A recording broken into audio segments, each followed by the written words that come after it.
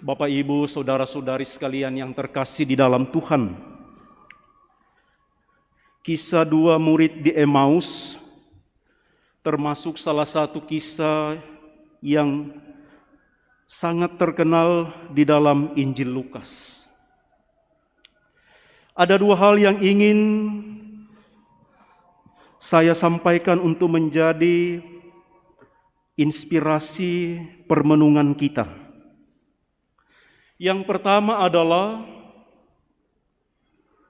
isi percakapan orang-orang yang mengalami Paskah dan orang-orang yang belum mengalami Paskah.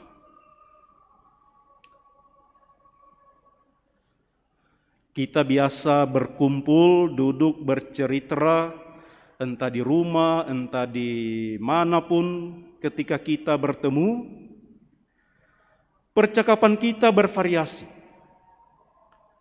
macam-macam, termasuk hal-hal yang negatif, bergosip, bercerita mengenai kekurangan orang lain,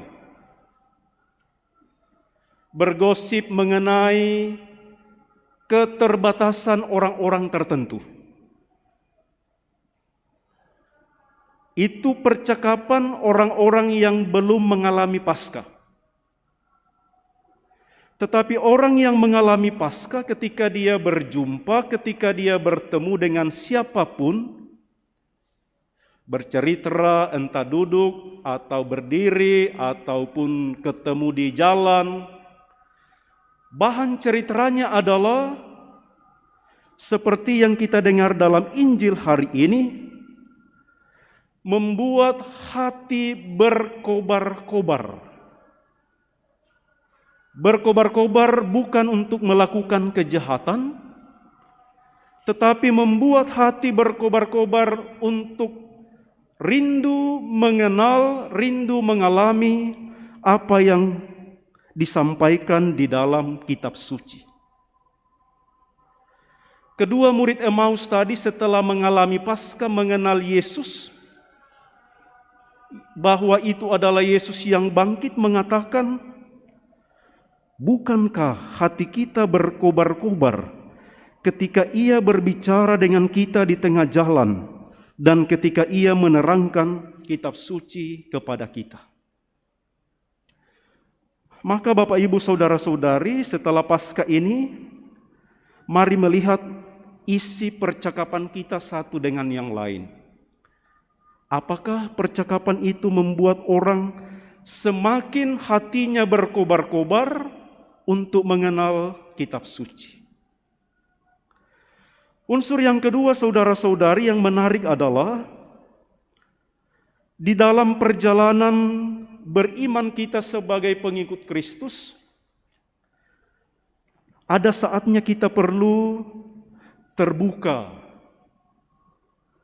Marilah tinggallah bersama-sama dengan kami, sebab hari telah menjelang malam dan matahari hampir terbenam. Saya yakin ini bukan sesuatu yang berat, karena kita semua pengikut Kristus adalah orang-orang yang terbuka, mengundang dan membiarkan Yesus datang dan tinggal di dalam kehidupan kita. Apakah isi doa-doa kita setiap hari, setiap pagi, siang, malam, pagi lagi, adalah isi untuk mengundang Yesus datang di dalam seluruh perjalanan hidup kita? Ataukah isi doa-doa kita melulu permohonan-permohonan untuk sesuatu yang kita inginkan? Maka peristiwa Paskah mengajak kita juga untuk belajar mengundang Yesus hadir dan tinggal di dalam seluruh perjalanan hidup kita. Mari kita mohon dalam perayaan Ekaristi ini, mudah-mudahan kita menjadi orang-orang yang sungguh mengalami Paskah, karena pokok pembicaraan kita adalah hal-hal yang baik tentang kitab suci dan juga kerinduan kita untuk selalu bersama dengan Tuhan.